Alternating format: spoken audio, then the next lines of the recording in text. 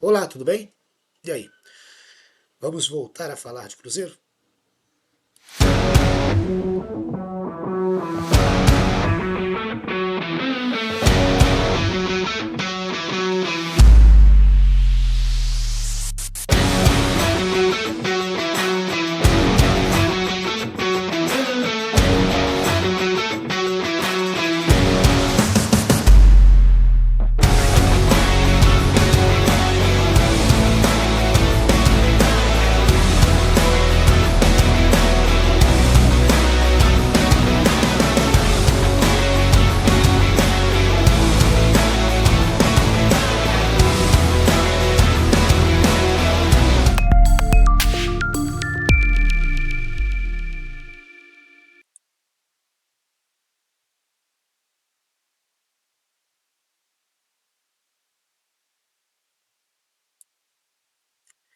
É isso aí. Então vamos lá, né? Vamos falar de Cruzeiro e Curitiba. Antes da gente começar a falar sobre essa partida, vamos ver o resultado aí da rodada, que aconteceu na rodada número 21, segunda do retorno do Campeonato Brasileiro de 2026. Quarta-feira tivemos quatro partidas e dois empates aí, Internacional 1, Flamengo 1. O Internacional teve aí muito próximo da vitória, mas acabou bobeando e sofrendo um empate.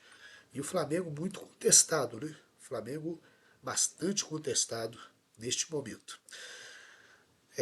Tá a caça do Palmeiras, né? Mas vai perdendo pontos importantes aí. Fluminense 0, Bahia 0. Mirassol em casa 2, Remo 1. E Palmeiras 4, Vitória 0 ou Vitória 0, Palmeiras 4. Esse jogo foi lá em Salvador e muitas reclamações da arbitragem. Contra a arbitragem, né? Expulsou dois jogadores aí do Vitória antes, ainda quando o jogo estava 0-0. Quinta-feira, Corinthians 0, Atlético Paranaense também 0, jogos de ontem, né? E Coritiba 0, Cruzeiro 1. Abaixo aí os jogos que foram adiados por conta da Sul-Americana. São Paulo e Santos, Atlético Mineiro, Red Bull Bragantino, Chapecoense e Vasco, Botafogo e Grêmio. São jogos que foram, portanto, aí remanejados para outra data ainda não definida, por conta das partidas de Santos, Red Bull Bragantino, Vasco e Grêmio, que jogaram nesse meio de semana pela Sul-Americana. E desses quatro brasileiros, apenas e tão somente o Grêmio não conquistou a sua classificação. Jogando ontem contra o Bolívar em casa, acabou sofrendo uma nova derrota. Já havia perdido o primeiro jogo fora e ontem perdeu também em casa por 1-0 e deu adeus aí à Sul-Americana de maneira precoce.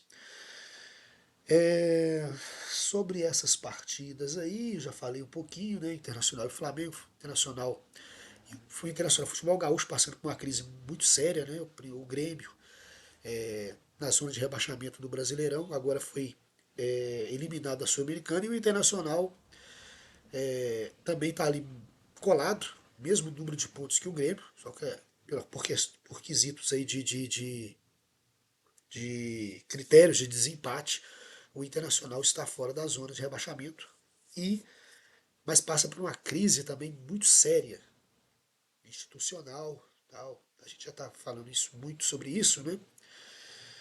E então o futebol gaúcho numa crise muito grande. O Flamengo, apesar de tudo, apesar de estar no, vem aí de campanhas e mais campanhas vitoriosas, a torcida está pegando o pé, porque o Flamengo vem de dois empates contra equipes que, segundo os seus torcedores, são equipes bem inferiores, né? São Paulo no final de semana passado e agora o Internacional, mesmo jogando fora de casa, o Flamengo muito contestado. O trabalho do Leonardo Jardim, né, técnico muito contestado.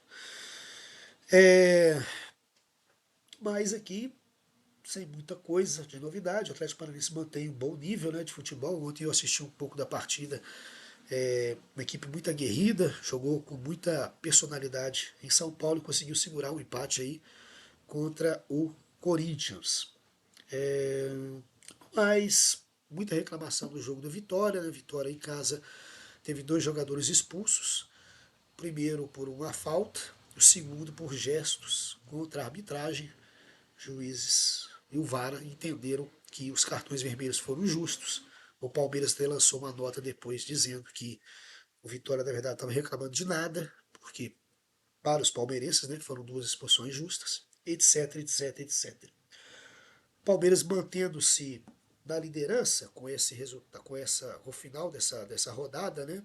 Palmeiras lidera o campeonato, 47 pontos, uma vitória dessa rodada, né? E o Flamengo perdeu. O Flamengo está na segunda posição, mas perdeu 2 pontos. A diferença aumentou agora para 8 pontos de vantagem, né? 47 Palmeiras, 39 Flamengo. O Atlético Paranaense encostou de novo, 37. Encostou mais ainda no Flamengo. Fluminense em quarto com 34, Bahia com 32, Bragantino 31 e o Cruzeiro, com o resultado de ontem, foi a 30 pontos e está na sétima posição. Uma questão ali na frente, o Flamengo tem um jogo a menos, como todo mundo sabe, né? Pode chegar, portanto, aos 42 pontos e diminuir a vantagem para 5. Mas, diante do tropeço do Palmeiras no final de semana, né? Se o Flamengo tivesse conquistado esses 6 pontos, a diferença era bem menor. Mas são coisas do futebol, né? E, bom, a gente vai falar sobre o jogo, né? Cruzeiro e Coritiba. Coritiba 0, Cruzeiro 1. Poste de bola aí pela metade, né? 50% para cada lado. Chutes ao gol também praticamente iguais. Cruzeiro 20 contra 19 do Coritiba.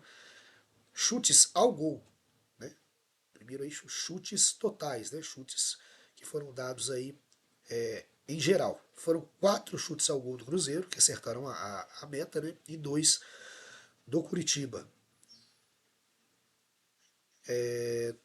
Chutes bloqueados, 8 de cada lado. Dentro da área, 7 do Curitiba e 11 do Cruzeiro. Escanteios, 4 Curitiba, 2 Cruzeiro. Faltas 13 a 18. Cartões 1 apenas para o jogador de cada lado, né? Para o jogador do Curitiba e para o Cruzeiro. Impedimentos apenas 1, que foi para o Coritiba. São os números finais e o Matheus Pereira, mais uma vez se destacando como o grande jogador, né, o grande responsável aí pela vitória. Ele marcou o gol e ele foi o grande craque do jogo. É inevitável a gente falar, até torcedores rivais, né, eles entendem que o Matheus Pereira é, sem dúvida nenhuma, melhor camisa 10 do futebol brasileiro hoje e deveria ter ido para a Copa. A gente falou isso antes, mas por questões extra-campos, ele não foi. Porque jogar muito mais do que os outros que foram, tanto ele como o Gerson, né, eles jogam. Mas, enfim, talvez tenha sido até melhor. Até para eles próprios, né? Sei lá. É, e a gente, olhando os números finais aí e tal, um jogo bastante difícil. O Cruzeiro foi para recuperar os pontos que perdeu contra o Botafogo. E se eu havia criticado o Arthur Jorge no jogo contra o Botafogo, que ele escalou errado, ele colocou, no meu entender, né, evidentemente, ele escalou errado, colocou jogadores errados para jogar, entrou com o Marquinhos, por exemplo, né, entrou com o Bruno Rodrigues, que ontem perdeu uma chance para fechar o jogo, aquele gol que naquele momento iria matar a partida e o Cruzeiro não passaria o aperto que passou no final do jogo. O Bruno Rodrigues, ao invés de me pareceu mais por falta de realmente da parte do jogador, né? Mais falta de confiança dele próprio. Quando ele jogou a primeira passagem pelo Cruzeiro, ele era um matador. Ele até, por muitos, considera até um fominha. Né? Pegava a bola, era o famoso barbantinho, né? Pegava a bola e não entregava a bola para ninguém. Ele que era o fominha para fazer o gol. E ontem me pareceu mais falta de confiança. Ele, aliás, desculpe a voz, tá? Estou meio gripado, Belo Horizonte está com o tempo bem louco, calor, frio. Mas aí ele pega a bola e ao invés de definir, como ele teve a grande oportunidade de definir ali, ele preferiu tocar a bola para o jogador, que no caso era o Matheus Pereira, que estava um pouco mais atrás e com a marcação em cima. Quer dizer, ele perdeu a grande chance, ele tinha o gol claro para ele. Então me pareceu mais, realmente ele está passando por uma falta de confiança, mas é um bom jogador. Infelizmente, não está num bom momento. O outro foi o garoto que entrou, me surpreendeu até, não é? Que ele tenha o Arthur Jorge, aí nesse ponto aí, um ponto muito positivo do Arthur Jorge, né?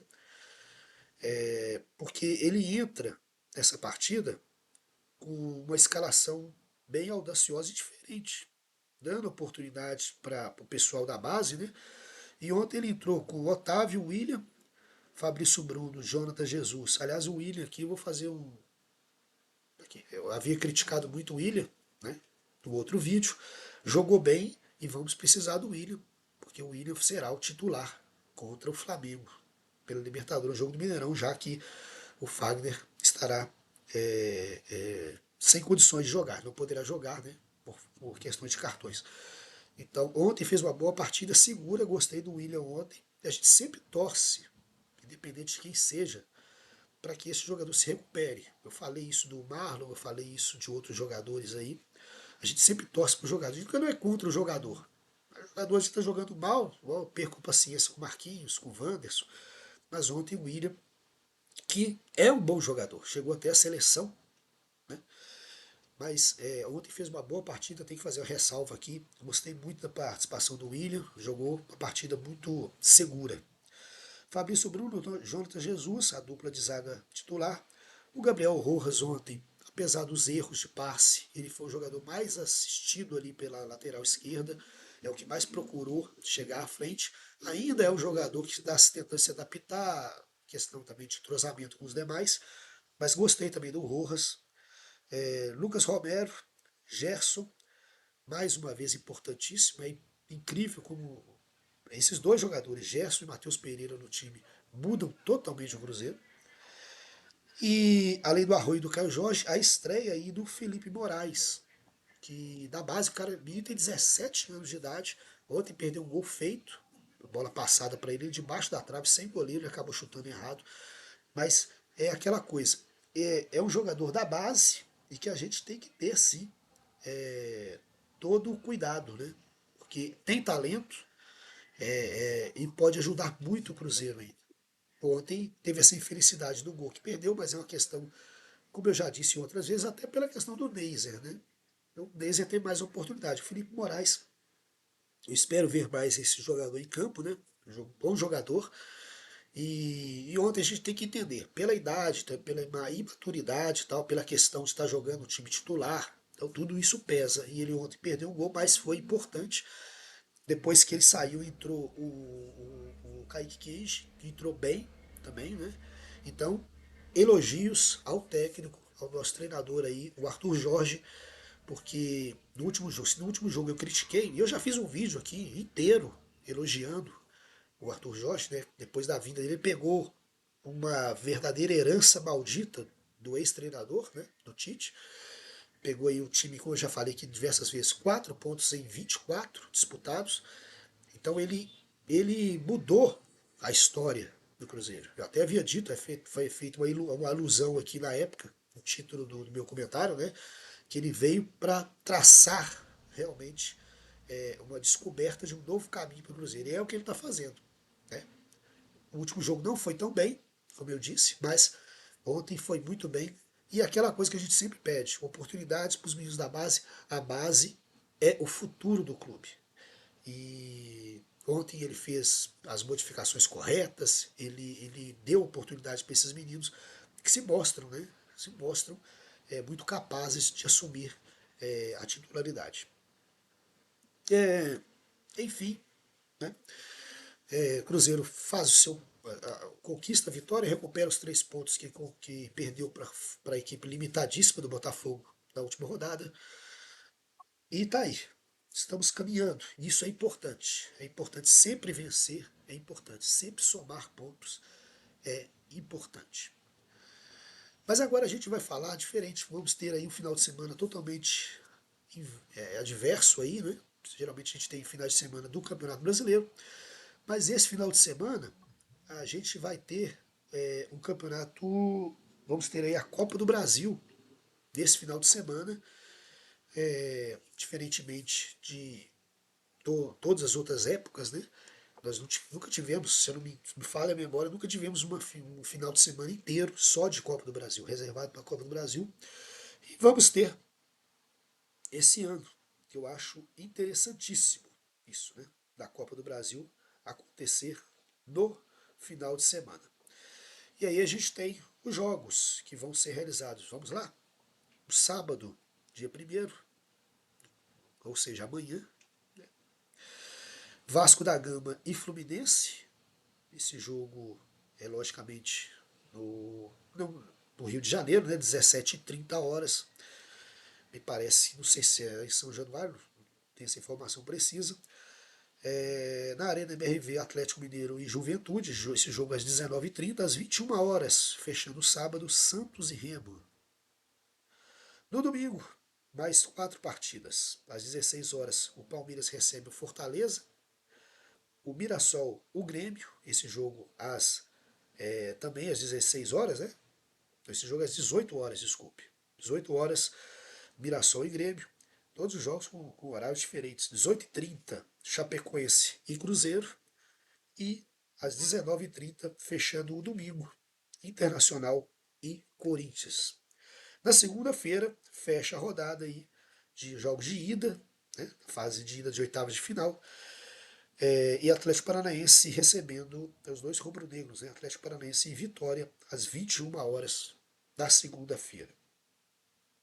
Jogos da Copa do Brasil, como eu disse, oitavas de final, primeiro jogo de 2. Na quarta-feira, logo na quarta-feira, dia 5, teremos o jogo de volta. A gente vai falar durante a semana, Cruzeiro recebendo a Chapecoense no jogo de volta. Como eu disse aqui, o que mais nos interessa, Chapecoense e Cruzeiro, às 18h30 desse domingo, dia 2.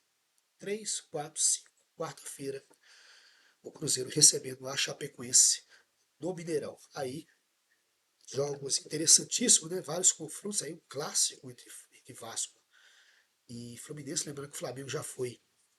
Era para estar o Flamengo aí embaixo, enquanto o Atlético Paranaense, o Flamengo foi eliminado pelo Vitória. Então, interessante essa rodada, né? Primeira rodada, e a Copa do Brasil ocupando pela primeira vez que eu me lembre um final de semana inteiro. Sobre a Copa do Brasil, rapidamente aqui, o histórico do Cruzeiro. Esse histórico aí eu fiz aí, montei aí, nos 10 últimos anos em que o Cruzeiro disputou a Copa do Brasil. E aí é uma questão assim, do céu ao inferno, né? Nós tivemos aí essa gangorra aí do Cruzeiro nesses últimos 10 anos. 2016, por exemplo, nós chegamos à semifinal contra o Grêmio, e aí os resultados, né? No Mineirão, 2-0 para o Grêmio, lá em Porto Alegre, empate. Fomos eliminados aí na semifinal. Em 2017, o título, né? Chegamos às finais contra o Flamengo, 1-1 lá, 0-0 aqui, e o Cruzeiro sendo campeão nos pênaltis por 5-3. Aí o Cruzeiro conquistava aí o seu primeiro título, aliás, primeiro título não, o Cruzeiro conquistava aí o pentacampeonato, né? Pentacampeonato da Copa do Brasil sobre o Flamengo. No ano seguinte, o Cruzeiro conquista novamente, desta vez contra o Corinthians, né? 1-0 aqui no Mineirão, 2-1 em cima do Corinthians lá dentro. 2 vitórias aí, uma grande título conquistado pelo Cruzeiro em 2018. 2019, o Cruzeiro chegou às semifinais, foi eliminado pelo Inter, perdeu aqui no Mineirão 1-0, venceu e perdeu de novo lá, 3-0 para o Internacional. Aí começa, no ano de 2020, começa, né? Aquela época terrível do Cruzeiro. Foi eliminado da fase 3 pelo CRB. Empatou aqui, perdeu lá de 2-0. Time horroroso. 2021, mais uma vez na fase 13, pior, pelo Juazeirense. 1-0 o Cruzeiro ganhou aqui, perdeu lá de 1-0 também, foi para os pênaltis e perdeu para o Juazeirense da Bahia, 3-2, foi eliminado também na fase 3. Em 2022, deu uma recuperada, né? Foi eliminado aí pelo Fluminense nas oitavas de final, 2-1 lá no Rio de Janeiro e perdeu aqui no Mineirão de novo, só que 3-0.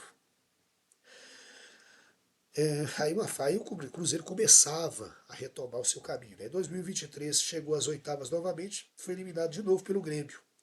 Depois do empate em Porto Alegre, acabou perdendo para o Grêmio aqui no Mineirão. Aí 2024, pior de todas, né? Isso aqui eu me lembro como se fosse ontem. Eliminado da primeira fase da Copa do Brasil pelo Souza. Perdeu de 2-0, Souza da Paraíba. Em 2025 chegamos na semana passada, chegamos nas semifinais contra o Corinthians. Desculpa. Perdemos no Mineirão, aquele gol roubado lá do Memphis, 1-0. E depois vencemos lá no Rio de Janeiro. Aliás, perdão, lá em São Paulo. E todo mundo se lembra, né? O Gabigol teve a chance de matar o jogo. O Cruzeiro ia se classificar para a final ali, ele acaba perdendo o pênalti, chutando em cima do goleiro. Desculpe. E aí, logo depois, o Cruzeiro acaba novamente, né, o ex-jogador que estava aqui acabou perdendo. Mais um pênalti, é a gripe. Isso é normal. Mas tá aí. Esse foi mais ou menos um aparato que eu fiz do histórico do Cruzeiro dos últimos 10 anos na Copa do Brasil. Vou ter que tomar um chá ali daqui a pouquinho. E vou tentar encerrar mais rápido também, para dar tempo aqui. Para não piorar a situação, né, gente? Aconteceu nessa semana toda aquela questão que foi iniciada na semana passada, quando da falta em cima do Gabriel Peck, pelo Vitor Gabriel do Internacional.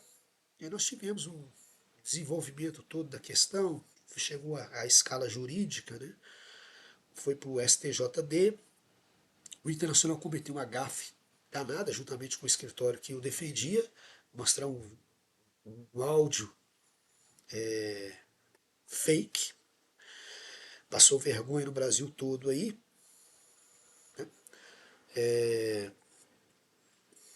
E antes disso aqui eu vou mostrar o manto, né? O pessoal estava pedindo, esse é o novo manto. Depois vocês dão uma olhada aí nas redes sociais, porque explica mais ou menos por que o Cruzeiro fez essa camisa especial, a camisa número 3 desse ano de 2026. Eu particularmente gostei, tem muita gente que não gostou, e tem muita gente que gostou. Dividiu um pouco aí as opiniões. Eu particularmente gostei. Se tudo der certo, eu vou adquirir em breve, quando a situação estiver um pouquinho mais tranquila. Novo manto do Cruzeiro, eu particularmente gostei. E gostei da campanha também. E se você quiser entender por que acabou, o porquê de todos esses traços aí da camisa, procura aí no Instagram do Cruzeiro, tá? Tem uns vídeos lá bacanas explicando. Bem bacana, inclusive, tá bom? Mas voltando à questão da lei, né? Sobre a questão lá do PEC, porque foi sentenciado o jogador do Internacional, né? Victor Gabriel, aquela entrada desumana que ele deu ali, né? E aí eu peguei um trecho do Código Brasileiro de Justiça Desportiva, seu artigo 254, praticar jogada violenta. Primeiro, qualquer ação cujo emprego da força seja incompatível com o padrão razoavelmente esperado para a respectiva modalidade. 2. A atuação temerária ou aí bem claro, né? Temerária ou imprudente na disputa da jogada, ainda que sem a intenção de causar dano ao adversário.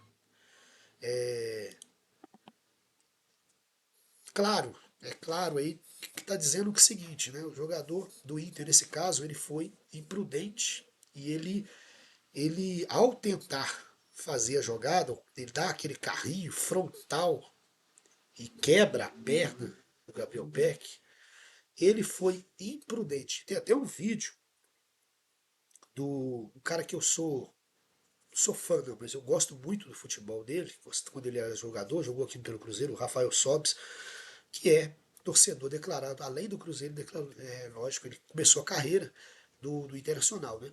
E ele disse que foi pesado demais, que o Vitor Gabriel recebeu uma pena aí de que ele só vai voltar a jogar após a recuperação. Ou seja, quando o Gabriel Peck voltar a jogar. Isso está na lei, inclusive. Vou falar daqui a pouco sobre o Rafael Sobis. Tá aí no inciso segundo, ó. Se da agressão resultar lesão corporal grave, atestada por laudo médico, a pena será de suspensão de 8 a 24 partidas. Aí o inciso quarto aí, ó. Na hipótese de o agredido permanecer impossibilitado de praticar a modalidade em consequência da agressão, o agressor poderá continuar suspenso até que o agredido esteja apto a retornar ao treinamento, respeitando o prazo máximo de 180 dias. Então, na minha opinião, né? Na minha opinião, a justiça foi, nesse caso aí, muito justa. O que o Sobis ele foi contrário. Ele disse que não, que foi muito pesada para o jogador. Não era um jogador reincidente, um jogador jovem, que nunca foi desleal com nenhum adversário. Inclusive, ele é conhecido como um jogador até muito tranquilo tal. Não é essa questão, não é, na minha opinião, não é a questão do jogador, do histórico do jogador. Claro que se houvesse um histórico mais pesado do jogador, haveria, né, uma incidência maior ainda sobre o caso. Porém, como diz ali, e a gente já viu aqui, ó, mostra mais uma vez para vocês aí, ó, atuação temerária, aí no segundo aí, ó, a atuação temerária ou imprudente na disputa da jogada, ainda que seja a intenção, ainda que ser sem a intenção, né, de causar dano ao adversário, que foi o caso aí. Eu acredito que tenha sido o caso, muitos acreditam e defendem isso, a defesa do Internacional, de que ele não tinha intenção. Porém, foi um ato temerário e imprudente. Ele entrou de carrinho nas pernas do jogador do Cruzeiro, ele não visou a bola em nenhum momento ali, pelo que a jogada que eu vi em diversos ângulos aí, e, portanto, isso poderia causar ao jogador, né, e acabou causando uma contusão gravíssima, e, portanto, eu discordo do Sobis, com todo respeito à pessoa do Sobis, que é um cara muito entendido de futebol, viveu lá dentro, né, eu nunca vivi, ele viveu lá dentro do futebol, mas eu não concordo com ele, que a pena foi muito pesada para o jogador, não. Eu acho que por tudo o que aconteceu. E a gente tem diversos cenários aí, casos em que, veja essa jogada aí, por exemplo, essa jogada aí, ela aconteceu contra um dos melhores camisa 10, né, que eu já vi jogando na minha vida, que foi o Zico. Esse lance aí aconteceu em 1985. Zico sofreu uma das entradas mais violentas da história do futebol nacional, desferido pelo lateral Márcio Nunes, do Bangu. O lance causou 5 lesões na perna de Zico, estourando completamente o seu joelho esquerdo e comprometendo o restante de sua carreira profissional. Por isso, é por isso aí que a gente tem que brigar e dizer não. Jogador de futebol tem que entender que numa disputa de bola ele vai disputar a bola, não as pernas do jogador adversário. Esse tipo de coisa que você está vendo na tela, e para mim é uma agressão. Para mim, ele tinha intenção, assim como a defesa do Internacional discorda, o Sobis discorda, mas assim como aconteceu com o Vitor Gabriel, na minha opinião, ele entrou para quebrar o jogador. Isso aconteceu no Mineirão também, todo mundo se lembra, jogador do CRB, Potker, né? Ele tirou o Fagner de vários jogos também do Cruzeiro, também uma entrada violenta. O próprio Wagner também já viveu isso como o causador. Eu não estou aqui para defender camisa, mas a questão de que todo mundo aqui, todo mundo nesse caso aí, são profissionais e são colegas de profissão. Então, se você vai entrar numa jogada para disputar uma bola, você vai disputar a bola. E não desse jeito que você está vendo aí. Né? Tem esse caso do Zico, tem um caso famosíssimo também, esse que levou aí uma série de situações. Aconteceu com o Pedrinho também no Vasco, na época do Vasco. Aliás, o caso do Pedrinho foi o carrinho desferido pelo Jean Elias, do Cruzeiro, na época também, que resultou também em machucar, né? acabou machucando bastante o Pedrinho e causando a ele lesão. Esse caso aí, ó, que está aparecendo na tela, é do Raf Dahan. O Raf Dahan, em março de 2014, ele jogava, ele foi vítima de uma das entradas mais violentas gravadas no futebol moderno, desferida por Ruben Rayos, do Maccabi. Isso aí é futebol, é campeonato israelense de futebol. O carrinho criminoso resultou em uma ruptura total dos ligamentos do joelho. Após tentar o processo de reabilitação por um ano sem sucesso, Dahan anunciou sua aposentadoria forçada em 2015 com apenas 25 anos de idade. Então, já é uma questão muito séria, né? Muito séria. Essa do Rafi aí, Rafi Dahan. E a gente vai só mostrando aqui mais um pouco desse caso aí que está na tela, do Rafi, que foi o jogador agredido. O seu agressor, Ruben Rayos. Rayos recebeu suspensão de 12 jogos pela Federação Israelense. Anos depois, a Justiça Comum condenou o agressor e o clube a pagar uma indenização milionária da RAM. Nada mais do que justo. Né? Nada mais do que justo nesse caso aí também do Rafi Dahan. E tem outros casos que eu pesquisei, vou me aprofundar mais, não vou colocar mais, porque senão vai ficar se alongar muito o vídeo e eu não tenho nem tanta condição assim de continuar o vídeo. A garganta já está pedindo aqui socorro. Mas são casos do futebol que a gente tem que eliminar.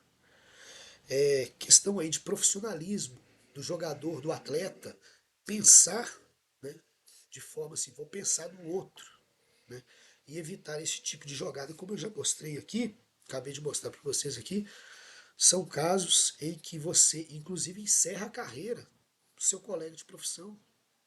E assim, é futebol, gente. É futebol.